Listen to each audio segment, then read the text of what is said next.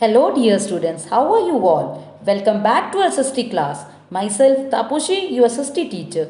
In my previous videos of lesson number 21, I have already discussed about community life, community and interdependence, community economic development, community cultural development, diversity in India and unity in diversity. Our today's topic is about inequalities and constitutional provisions to safeguard them.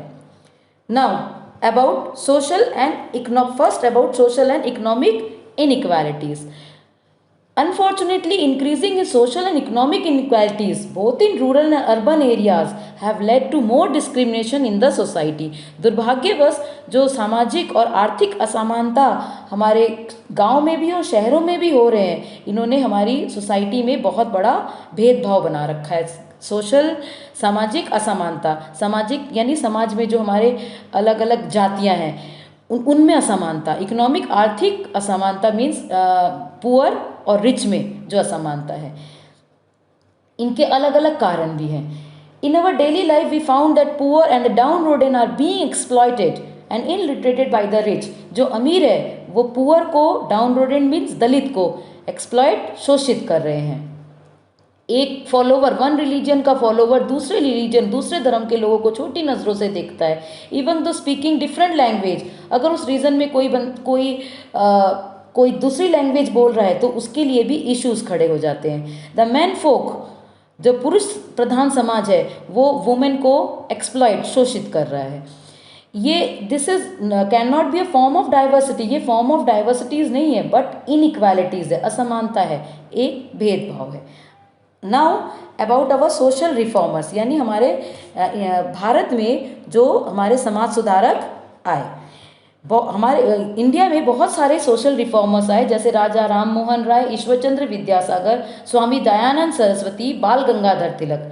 इन्होंने हमारे देश से and other social evils, सामाजिक बुराई को हटाने के लिए बहुत काम किया. कैसी बुराई? अनटचेबिलिटी, छुआछूत, जेंडर बायस, लिंग भेद, अनएम्प्लॉयमेंट, बेरोजगारी, इलिटरेसी, अशिक्षा, इन सबको हटाने के लिए इन्होंने हमारे समाज में बहुत सारे काम किए. अब इनके बारे में मैं आपको इनके बारे में डिटेल में बताती हूँ. ये राजा राम मोहन राय हैं.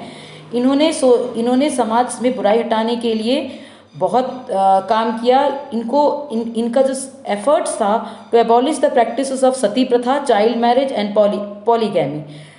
इन्होंने सती प्रथा, चाइल्ड मैरिज और पॉलीगैमी को हटाया था. सती प्रथा क्या? उस टाइम जब किसी वुमेन के पति की डेथ हो जाती थी तो उस टाइम जलती चिता में उसके उसके हस्बैंड के जलती चिता में वुमेन को भी जला दिया जाता था. ये सती प्रथा थी.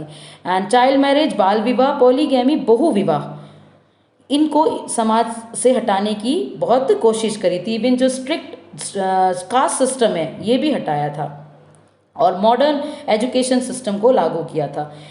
ये ईश्वरचंद्र विद्यासागर है and he is well known writer, बहुत बड़े राइटर थे. एंड इवन ह्यूमैनिटी, मानवता की इन्होंने रक्षा भी की थी. ये वुमेन के लिए बहुत बड़े समर्थक थे. इन्होंने विधवा का रीमैरिज की व्यवस्था की थी. And he made a contribution into Bengali and Sanskrit literature. Bengali और संस्कृत लिटरेचर में इनका बहुत बड़ा कंट्रीब्यूशन है. इनके काम जैसे इन्होंने बॉर्नो परिचय बीइंग कंसिडर्ड ए क्लासिक, बॉर्नो परिचय भी एक क्लासिक के रूप में लिखा था. नेक्स्ट आता है स्वामी दयानंद सरस्वती. स्वामी दयानंद सरस्वती भी एक बहुत बड़े समाज सुधारक थे. ये वाइडली अक्रॉस द कंट्री, ये दूर कंट्री में भी जाते थे. एनलाइटन द पीपल, और इन्होंने लोगों को जागरूक किया था, समाज को जागरूक किया था. He was totally against the caste system. जो कास्ट सिस्टम है इसके बिल्कुल विरुद्ध थे और इसको जड़ से निकालने की कोशिश करते थे कि कास्ट सिस्टम को, सोशल इनइक्वालिटी को, समाज में असमानता को और भेदभाव को. कहाँ से? इंडियन सोसाइटी से. According to him all are born equal. ये कहते थे कि सब बराबर हैं. So there should be no discrimination on any basis. कोई भी किसी भी तरह से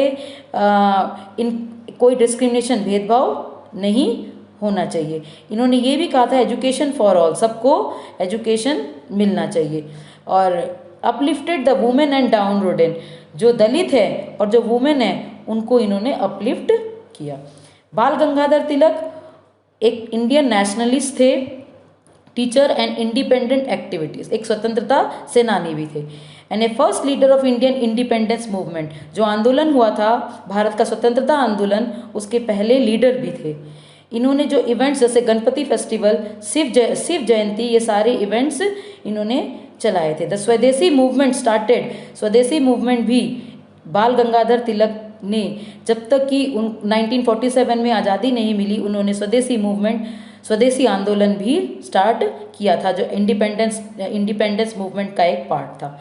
अवर कॉन्स्टिट्यूशनल प्रोविजंस, हमारे कॉन्स्टिट्यूशन प्रोविजंस मीन्स प्रावधान, कॉन्स्टिट्यूशन संविधान, हमारे संविधान में क्या क्या प्रावधान है? हमारे संविधान में है कि when the constitution of India was framed, जब ये कॉन्स्टिट्यूशन इंडिया का बना था, केप्ट इन माइंड, ये दिमाग में रखा गया था कि सबको, ये लक्ष्य था, ये प्रावधान रखा गया था, शर्त रखी गई थी कि सब में सोशल, इकोनॉमिक और पॉलिटिकल इक्वालिटी मिले, सबको सामाजिक, आर्थिक और राजनीतिक समानता मिले। The fundamental rights like right to freedom, ये हमारे मौलिक अधिकार हैं, स्वतंत्रता का अधिकार, राइट टू इक्वालिटी, समानता का अधिकार, राइट अगेंस्ट एक्सप्लॉयटेशन, शोषण के विरुद्ध अधिकार, एक्सेट्रा, ये क्या थे?